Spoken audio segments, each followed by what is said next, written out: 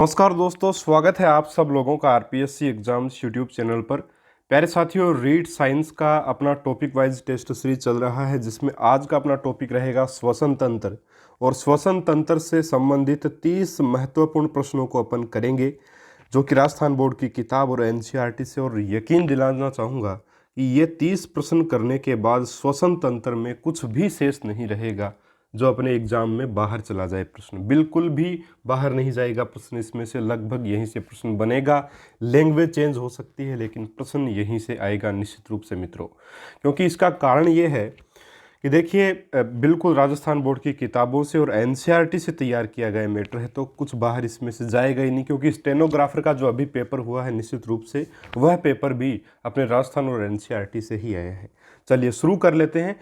और ये सीरीज आपके सफलता में निश्चित रूप से बहुत ही शानदार रोल अदा करेगी, ये यकीन मानिए। आप लोग लगातार इस सीरीज से जुड़े रहें, देखते रहें। एग्ज़ाम आगे जाए पीछे जाए कोई फ़र्क नहीं पड़ता, आप बस पढ़ते रहिए, रुकिएगा मत। बिल्कुल अगर रुक गए एक दिन भी तो ये मान लीजिए आपने 10 दिन खो दिए। क्योंकि एक दिन पढ़ाई रोकने के बाद 10 दिन तक लग जाते हैं दोबारा से उसी स्पीड पे आने के लिए। पहला प्रश्न है मित्रों, निम्नलिखित में से कौन सा द्वितीयक श्वसन अंग है? मुख, नासिका, नासाग्रसनी या स्वर यंत्र? तो देखिए, प्राथमिक जो श्वसन अंग होता है वो अपन कहते हैं नासिका को, और द्वितीयक मुख को बोला जाता है। ठीक है, क्योंकि मुंह से भी अपन सांस लेते हैं। तो ऑप्शन एक मित्रों इसका सही उत्तर होगा, द्वितीयक श्वसन अंग, है ना। प्रथम पूछता तो आपका नासिका आ जाता, नासिका आपकी प्रथम श्वसन अंग है, तो ऑप्शन एक हो जाएगा सही। दूसरा आपका प्रश्न, बाएं फेफड़े में पाए जाने वाले खंडों की संख्या कितनी होती है? तो मित्रों, बाएं फेफड़े में 2 खंड पाए जाते हैं, जबकि दाएं फेफड़े में 3 खंड पाए जाएंगे। ठीक है, दाएं फेफड़े में 3 खंड और बाएं फेफड़े में आपके 2 खंड पाए जाते हैं। ठीक है साथियों, ध्यान रखिएगा। चलिए आगे बढ़ते हैं। अगला आपका प्रश्न है, एल्वियोलाई यानी कि कुपिका जिसको बोलते हैं में पाई जाती है, क्या पाई जाती है? सल की उपकला, उपकला, उपास्थि, छल्ले या उपरोक्त में से कोई नहीं। तो जो आपका एवियोलाई जो है, एवियोलाई में मित्रों आपके सल की उपकला पाई जाती है। ऑप्शन नंबर एक इसका सही उत्तर आपका रहेगा। अगला प्रश्न, मानव श्वसन तंत्र को सामान्यतः कितने भागों में विभक्त किया जाता है? 1 में, 2 में, 3 में या 4 में? तो मानव के श्वसन तंत्र को सामान्य रूप से 3 भागों में मित्रों बांटा गया है। ठीक है, 3 भागों में इसको बांटते हैं एक प्रकार से। अगला आपका प्रश्न है कि वायुमंडल से अधिक दबाव वाली वायु फेफड़ों में प्रविष्ट होती है। मध्य पट के संकुचन के कारण, वायुमंडल तथा कोशिका के मध्य ऋणात्मक दबाव के प्रवणता के कारण, 3 है उपर्युक्त दोनों, और 4 है मध्य पट के फैलाव यानी स्थिलन के कारण। ठीक है, तो अंदर फेफड़ों में प्रविष्ट कैसे करती है वायु मित्रों? तो ये करेगी आपकी मध्य पट के संकुचन के कारण, ये बात भी सही है। और दूसरा है वायुमंडल तथा कोशिका के मध्य ऋणात्मक दबाव प्रवणता के कारण भी ऐसा होता है। तो दोनों ही सही हैं। तो ऑप्शन नंबर 3 मित्रों इसका सही उत्तर जो है वो रहेगा आपका। ठीक है, चलिए आगे बढ़ लेते हैं। अगला प्रश्न, आंतरिक श्वसन होता है, 1 हवा से भरी कूपिकाओं तथा कोशिकाओं में प्रवाहित रक्त के मध्य गैसों के आंशिक दबाव के अंतर के कारण। दूसरा है गैसों का विनिमय केशिकाओं में प्रवाहित रक्त व ऊतकों के मध्य विसरण के माध्यम से होता है। तीसरा है गैसों का विनिमय केशिकाओं में प्रवाहित रक्त व ऊतकों के मध्य आंशिक दबाव के माध्यम से होता है। या चौथा ऑप्शन है कि हवा से भरी कूपिकाओं तथा कोशिकाओं में प्रवाहित रक्त के मध्य गैसों के विसरण के अंतर के कारण ऐसा होता है। तो आंतरिक श्वसन बिल्कुल सही इसका उत्तर रहेगा ऑप्शन नंबर 2, गैसों का विनिमय केशिकाओं में प्रवाहित रक्त व ऊतकों के मध्य विसरण के माध्यम से मित्रों होता है। ये मैंने आपको नोट्स में भी करवा रखा है। और जो अभी सीकर की बड़ी कोचिंग जो है वहाँ पे टेस्ट सीरीज चल रही हैं, और उस टेस्ट सीरीज में भी ये प्रश्न जो वो दिया गया है। हालांकि ये प्रश्न मैंने पहले ही आपको करवा दिया है आपके नोट्स में, लेकिन ऐसे प्रश्न आते हैं निश्चित रूप से। और देखिए, सभी लोग जो है अभी जो टेस्ट सीरीज अब चलेंगी साइंस की, एक प्रकार से पहले जो साइंस की टेस्ट सीरीज आया करती थी उसमें क्या था कि बाहर से प्रश्न ज़्यादा डालते थे। लेकिन अभी एक ट्रेंड चल गया है कि बोर्ड की किताबों से बाहर नहीं जा रहे हैं, क्योंकि सिलेबस में बोल दिया है कि 2019-20 की किताबें हैं ना, और वर्तमान में चल रही है एनसीईआरटी की किताबों से पेपर बनेगा। तो फिर निश्चित रूप से अपने को उन्हीं की तैयारी करनी चाहिए, और उन्हीं की तैयारी मैं आपको लगातार बहुत पहले से करवा रहा हूँ, 2019 से। चलिए मित्रों, आपका यहाँ पे ऑप्शन 2 सही होगा। अगला आपका प्रश्न, अगर बाह्य श्वसन की बात होती तो ऑप्शन 1 सही होता है ना, बाह्य श्वसन के लिए ऑप्शन 1 सही है, ध्यान में रखिएगा। चलिए आगे बढ़ते हैं। अगला प्रश्न, निम्न में से असत्य है। श्वसन के लिए मुख्यतः डायफ्राम जिम्मेदार होता है। दूसरा, मध्यपट कंकाल पेशी से बनी हुई एक पतली चादरनुमा संरचना होती है। तो ये दोनों ही बातें सही हैं मित्रों। अगला आपका है, डायफ्राम का संकुचन तथा स्थिलन पसलियों में पाई जाने वाली विशेष प्रकार की मांसपेशियों की मदद से होता है। ये बात भी बिल्कुल ठीक है। और यहाँ पे इसलिए असत्य पूछा है तो कोई भी असत्य नहीं है, तो उपरोक्त में से कोई नहीं हो जाएगा। अगला आपका प्रश्न है कि निम्न में से असत्य कथन है। फिर से असत्य कथन पूछा है। देखिए, फेफड़े हल्के गुलाबी रंग के होते हैं, तो बिल्कुल सही बात है। दूसरा, बाएं फेफड़े की लंबाई अधिक होती है, दाएं फेफड़े की चौड़ाई बाएं फेफड़े से कम होती है। तो मित्रों बताना चाहूंगा ये आपका असत्य कथन है। क्यों? देखिए, बाएं फेफड़े की लंबाई अधिक होती है, बिल्कुल सही है। दाएं फेफड़े की लंबाई जो वो कम होती है, लेकिन दाएं फेफड़े की चौड़ाई बाएं फेफड़े से कम होती है, ये गलत है। दायां फेफड़ा जो है वो मित्रों अधिक चौड़ा होगा, लंबा कम होगा लेकिन चौड़ा ज़्यादा होगा, है ना। और बायां फेफड़ा लंबा, अपन जानते हैं, देखिए एक प्रकार से बाएं जो लंबा व्यक्ति होता है वो पतला होता है, यानी कि उसकी चौड़ाई कम होती है। इस तरीके से याद कर सकते हो आप। दायां फेफड़ा कम लंबाई का है तो चौड़ा ज़्यादा होगा।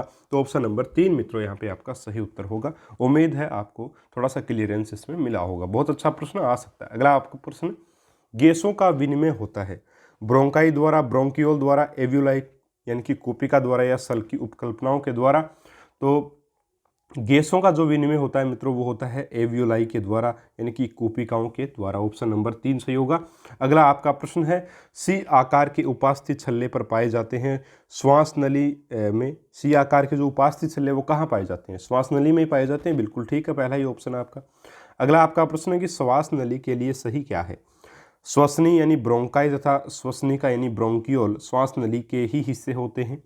दूसरा, श्वास नली में उपस्थित उपकला श्लेष्मा का निर्माण करती है, जो श्वास के साथ आने वाले वायु को शुद्ध करके फेफड़ों की ओर अग्रेसित करती है। 3 है, श्वास नली की लंबाई लगभग 5 इंच होती है। और 4 है, उपरोक्त सभी। तो बिल्कुल ठीक बातें हैं सारी की सारी, उपरोक्त सभी यहाँ पे आपका सही उत्तर रहेगा। श्वसनी और श्वसनिका श्वास नली का ही हिस्सा होती हैं। चलिए मित्रों, अगला प्रश्न है, निम्न में से फेफड़ों के बाहर पाई जाती हैं श्वसनी, श्वसनिका, कूपिका या श्वास नली। तो देखिए, आपकी श्वसनी, श्वसनिका और कूपिका, ठीक है, एक के बाद एक ये जुड़ी रहती हैं और ये फेफड़ों के अंदर होती हैं, लेकिन श्वास नली क्या होती है? बाहर होती है। तो ऑप्शन 4 मित्रों इसका सही उत्तर आपका रहेगा। अगला आपका प्रश्न, कंठ ग्रसनी तथा श्वास नली जुड़े होते हैं लेरिंगस द्वारा, स्वर रज्जु द्वारा, एपिग्लोटिस द्वारा या इनमें से कोई नहीं। बहुत ही अच्छा प्रश्न है और इसका उत्तर क्या रहेगा? लेरिंगस के द्वारा ये एक दूसरे से जुड़े रहते हैं। ऑप्शन 1 मित्रों इसका सही उत्तर आपका रहेगा। चलिए साथियों, अगला आपका प्रश्न है कि ऊपरी श्वसन तंत्र के अंगों का कर्म क्या है? ठीक है, ऊपरी श्वसन तंत्र के अंगों का कर्म क्या है? तो ऑप्शन 1 है नासिका, मुख, ग्रसनी और स्वरयंत्र।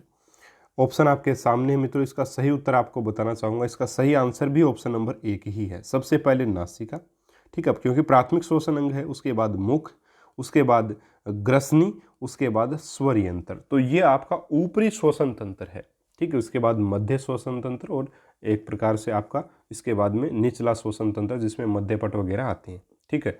और यहाँ पे आपका ऑप्शन नंबर 1 आपका हो जाएगा। तो श्वसन तंत्र को 3 भागों में बांटा गया है, पहले ही प्रश्न आ चुका है। अगला आपका प्रश्न, श्लेष्मा झिल्लियां जो हवा के बहाव से कंपन पैदा कर अलग अलग तरह की ध्वनि उत्पन्न करती हैं, कहाँ पाई जाती हैं? एपिग्लोटिस में, स्वर यंत्र में, स्वर रज्जु में या ग्रसनी में? तो वैसे तो देखिए स्वर यंत्र में होती हैं, लेकिन स्वर रज्जु भी यहाँ पे दे रखा है। तो स्वर यंत्र में स्वर रज्जु होगा और स्वर रज्जु में ये श्लेष्मा झिल्लियां होती हैं जो हवा के बहाव से कंपन पैदा करके अलग अलग तरह की ध्वनि उत्पन्न करती है। तो स्वर रज्जु इसका बिल्कुल सही उत्तर जो वो रहेगा। अगला आपका प्रश्न, स्वर यंत्र कितनी प्रकार की उपास्थियों से मिलकर मित्रों बना होता है? तो देखिए 9 प्रकार की उपास्थियों से मिलकर बनेगा। तो ऑप्शन 3 बिल्कुल सही इसका उत्तर होगा।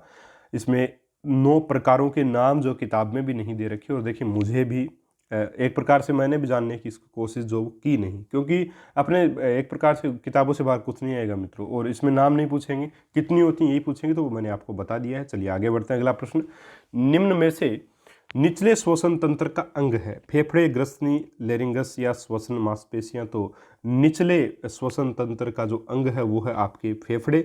ऑप्शन नंबर 1 बिल्कुल सही होगा। निचले श्वसन तंत्र के अंग जो है वो क्या है? आपकी श्वास नली है, श्वसनी है तथा श्वसनिका। फेफड़े ये सारे के सारे निचले श्वसन तंत्र के अंग हैं।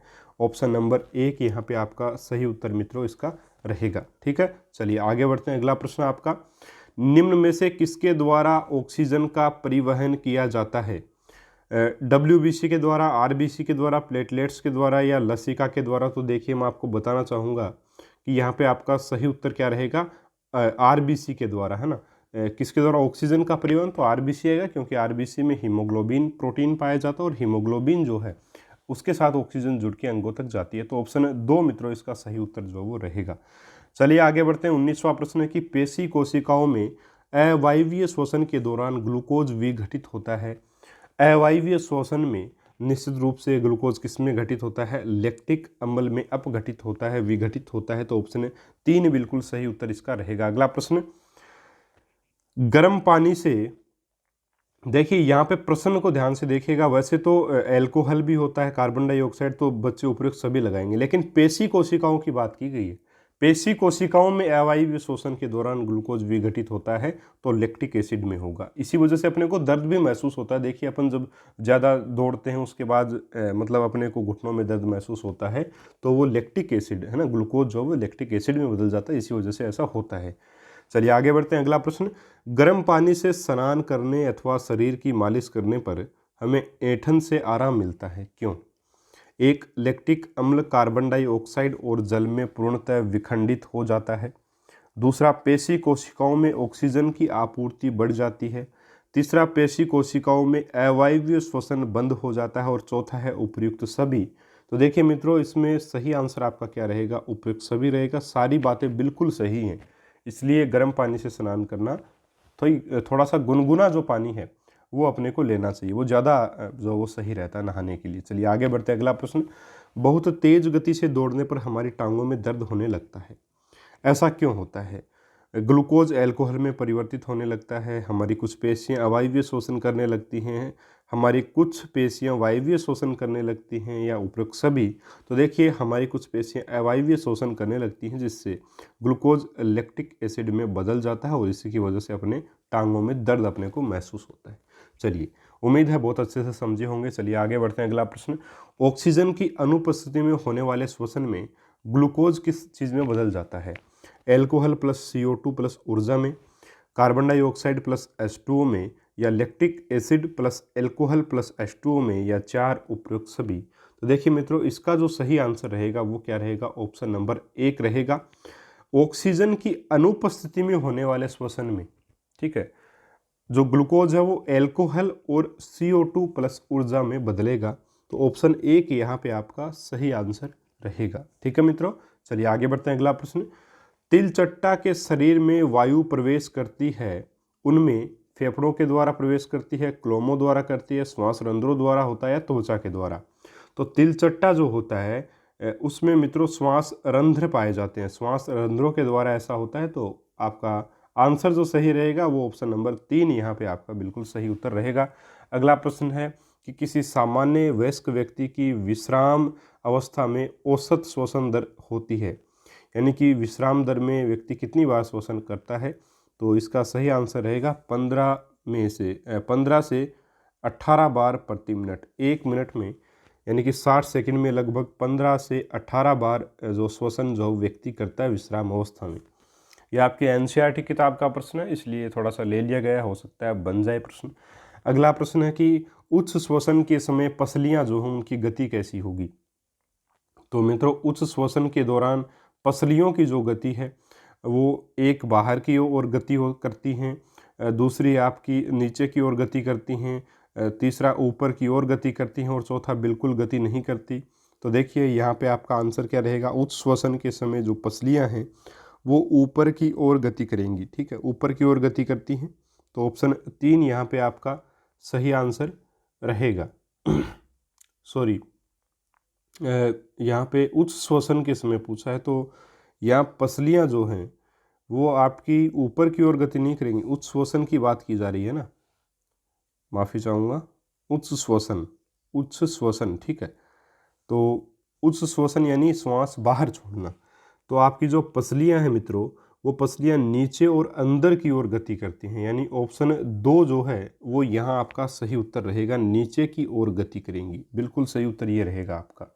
तो पसलियाँ नीचे और अंदर की तरफ इसमें गति करती हैं, तो निश्चित ही ऑप्शन 2 होगा मित्रों, बिल्कुल करेक्ट रहेगा आपका ऑप्शन नंबर 2। 3 नहीं होगा, माफ़ी चाहूँगा, ऑप्शन 2 बिल्कुल सही उत्तर रहेगा। उच्च श्वसन की बात की जा रही है, ठीक है। चलिए आगे बढ़ते हैं। अगला आपका प्रश्न, अंतः श्वसन के समय डायाफ्राम की गति कैसी होगी? नीचे की ओर गति करती है, गति करता है, ऊपर की ओर गति करता है, बाहर की ओर गति करता है, या यथास्थिति में रहता? तो देखिए, अंतः श्वसन के समय डायाफ्राम की गति जो है वो आपकी किस प्रकार की होगी? नीचे की ओर गति होगी। किस प्रकार की होगी? नीचे की ओर गति होगी। देखिए, डायाफ्राम और पसलियाँ अलग अलग चीज़ें हैं, एक मत समझ लेना इनको। उच्च श्वसन में तो पसलियाँ नीचे की ओर गति करती हैं, और आपके अंतः श्वसन में डायफ्राम नीचे की ओर गति करता है, यानी बाह्य श्वसन में, उस श्वसन में डायफ्राम बाहर की तरफ गति करेगा, ठीक है। याद रखिएगा इन चीज़ों को। अंतः श्वसन के समय डायफ्राम की जो गति होगी वो नीचे की ओर गति करता है मित्रों, ठीक है। ऑप्शन नंबर 1 सही होगा। अगला आपका प्रश्न है, निम्न का सही मिलान करना है। यीस्ट, कॉकरोच, त्वचा, केचुआ, त्वचा तथा फेफड़े, एल्कोहल, वातक या श्वास प्रणाल, मेंढक। तो यहाँ पे सही उत्तर क्या रहेगा? देखिए, श्वसन के आधार पे एक तरफ श्वसन अंग दे रखे हैं और आपके जीवों के नाम भी हैं, तो सही से मिलान आपको करना है। देखिए, इसका सही आंसर आपका क्या रहेगा? आपके सामने ऑप्शन से मैं बता देना चाहूँगा कि यीस्ट जो है वो एक प्रकार से एल्कोहल बनाने में प्रयुक्त होता है, तो यहाँ पे 1 में सी आएगा आपका। त्वचा जो है, त्वचा के द्वारा, केचुआ जो है वो आपका त्वचा के द्वारा शोषण करता है, तो 2 में बी आएगा। और आपके त्वचा तथा फेफड़े दोनों से शोषण करे ऐसा होता है मेढक आपका। और वातक या श्वास प्रणाल यानी कि श्वसन रंध्र जो पाए जाते हैं वो कॉकरोच में होते हैं, तो 4 में ए आएगा। तो ऑप्शन नंबर द यहाँ पे आपका सही उत्तर मित्रों इसका रहेगा। चलिए आगे बढ़ लेते हैं। अगला आपका प्रश्न, भोजन में संचित ऊर्जा किस समय निर्मुक्त होती है? विश्राम करते समय, व्यायाम करते समय, श्वसन करते समय, या हर समय? तो ये रहेगी आपकी श्वसन करते समय। भोजन से में संचित ऊर्जा किस समय निर्मुक्त होती है? तो देखिए, जैसे अपन श्वसन क्रिया करते हैं तो जो ग्लूकोज के रूप में जमा भोजन है वो अपने अंदर टूटता रहता है, ठीक है। तो ऑप्शन नंबर 3 जो है वो आपका सही उत्तर होगा। श्वसन के दौरान ऊर्जा निर्मुक्त अपने से होती है, तो ऑप्शन 3 सही होगा। अगला प्रश्न मित्रों, अंतः श्वसित वायु तथा उच्च श्वसित वायु में ऑक्सीजन का प्रतिशत कितना कितना होता है? यह प्रश्न भी आपका एनसीईआरटी का है। तो अंतःश्वसित वायु में तो ऑक्सीजन की जो मात्रा रहेगी वो आपका निश्चित रूप से ज़्यादा रहेगी उच्छ्वसित से। तो अंतःश्वसित बाहर से अपन वायु ले रहे हैं शरीर में, तो उसमें लगभग 21% ऑक्सीजन मित्रों होती है, क्योंकि वायु में भी 21% जो ऑक्सीजन लगभग पाई जाती है, तो 21% रहेगी। इसके बाद जब अपन उच्छ्वसित वायु यानी कि बाहर छोड़ते हैं वायु को, उसमें 16.4% जो है वो ऑक्सीजन होती है। तो ऑप्शन 1 मित्रों इसका सही आंसर आपका रहेगा। चलिए आगे बढ़ते हैं। अगला प्रश्न, अंतः श्वसित वायु तथा उच्च श्वसित वायु में कार्बन डाइऑक्साइड का प्रतिशत कितना होता है? तो कार्बन डाइऑक्साइड का परसेंट कितना रहेगा मित्रों? देखिए, सही उत्तर इसका क्या होगा? आपका ऑप्शन नंबर 4 होगा, क्योंकि 0.04% ये तो आपका जब अपन अंदर वायु लेंगे तब होगा, और 4.4% जब अपन बाहर वायु को छोड़ेंगे तब होगा। तो ऑप्शन नंबर 4 यहाँ पे आपका सही आंसर हो जाएगा। अगला प्रश्न, चलिए, हाँ जी, 30 प्रश्न ही थे अपने, 30 प्रश्न पूर्ण होते हैं इसके साथ में, और ये श्वसन तंत्र के 30 अति महत्वपूर्ण प्रश्न थे। मेरे हिसाब से इसमें से बाहर आपको प्रश्न देखने को नहीं मिलेगा अगर श्वसन तंत्र से प्रश्न बनता है। नेक्स्ट अपना टॉपिक रहेगा उत्सर्जन तंत्र। उत्सर्जन तंत्र की तैयारी कर लीजिएगा मित्रों, आपके 10वीं क्लास की किताब से। तंत्रों को मैंने वहीं से प्रश्न बनाए हैं, लाइन टू लाइन प्रश्न बना डाले हैं, कुछ भी बाहर से इनमें से मेरे हिसाब से नहीं आएगा। और उम्मीद है कि आज का वीडियो आपको पसंद आया होगा, और किसी प्रकार की समस्या हो आप कमेंट बॉक्स में लिख के डाल सकते हैं। वीडियो कैसा लगा ज़रूर बताइएगा कमेंट करके। आपके 30 में से कितने सही हुए यह भी आप बताएं ज़रूर से ज़रूर। और साथियों, लगातार बने रहें एग्ज़ाम के साथ और अपने चैनल के साथ। यह चैनल आपको निश्चित रूप से सफलता की ओर अग्रसर करने में महत्वपूर्ण भूमिका निभाएगा। मैं लगातार कोशिश करता रहता हूं कि आपके लिए बढ़िया से बढ़िया मैटर लेकर के आऊं। और देखिए, काफ़ी बच्चों को इससे प्रॉब्लम भी हो रही है, ये मैं मानता हूं। प्रॉब्लम किस चीज़ की हो रही है कि साइंस बच्चे, मतलब आसपास के जो लोग हैं, उनसे अब मेरे पास ये बातें भी आने लगी हैं कि आपकी वजह से मेरिट ज़्यादा जाएगी साइंस की, आपने सब कुछ पढ़ा दिया, आपने बहुत गलत किया है, ऐसी बातें भी कुछ आ रही हैं। ठीक है, क्योंकि आपने जो पढ़ाया बोल रहे हैं उससे बाहर कुछ आएगा नहीं, और हम लोगों ने पिछले काफ़ी समय से मेहनत की है, हमारा सिलेक्शन नहीं हो रहा था, इस बार आप नहीं होने दोगे। ऐसी कुछ बातें भी आई हैं, इसके ऊपर ज़रूर वीडियो बनाऊंगा, एक थोड़ा सा समझाने की भी कोशिश करेंगे लोगों को कि आप गलत दिशा में शायद जा रहे हो। बहरहाल आप तैयारी कीजिए मित्रों, लगातार जुड़े रहिए चैनल से, और शानदार मैटर यहाँ पे आपको मिलता रहेगा। मिलेंगे अपन अगले वीडियो में एक और शानदार एक मॉडल पेपर के साथ, उत्सर्जन तंत्र टॉपिक के प्रश्नों के साथ। तब तक के लिए नमस्कार, जय हिंद। और मित्रों देखिए, अगर आपने सब्सक्राइब चैनल को नहीं किया है अभी भी तो सब्सक्राइब कर लीजिएगा, क्योंकि फ़ायदा हो जाएगा आपको। ठीक है, चलिए नमस्कार।